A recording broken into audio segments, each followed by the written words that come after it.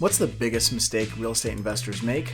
Not managing the risk in their investments. I see too many real estate investors that are solely focused on returns and not giving enough attention to the risk of their investments. We take a different approach at Volition, and we use this framework called T.I.M.E to manage the risk in our real estate investing. Let's dive right into it. So number one is T. T is for tenant risk, i.e. the risk of having a bad tenant. This is the most important risk factor. You need to buy in areas that attract good tenants, not just find a financially performing property, then look for a good tenant. You need to buy in areas that attract good tenant profiles.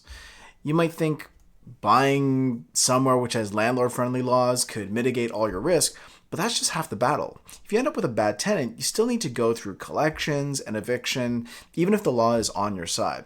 You're better off simply buying a property which attracts good tenants from the start.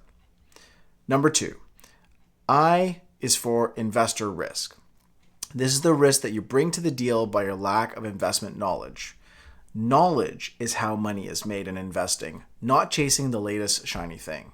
People make money in the most expensive markets in the world. Like, what makes them successful in places like Hong Kong or London? It's knowledge. They are experts in those markets, and you should be an expert in the market you're investing in too.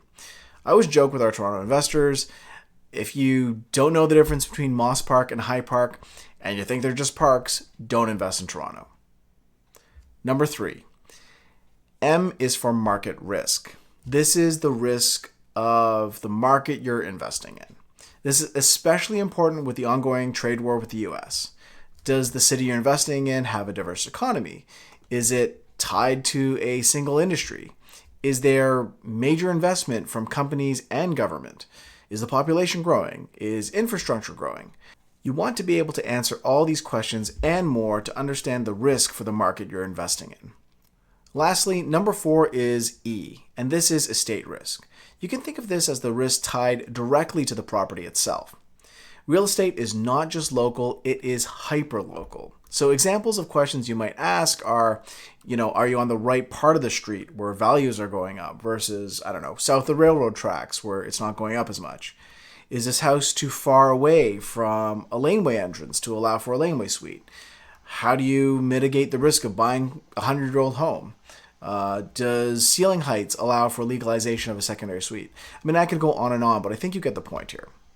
So there you have it. T.I.M.E. Tenant, investor, market, and estate risk. Again, I'm Ming from Volition. Thanks very much for watching.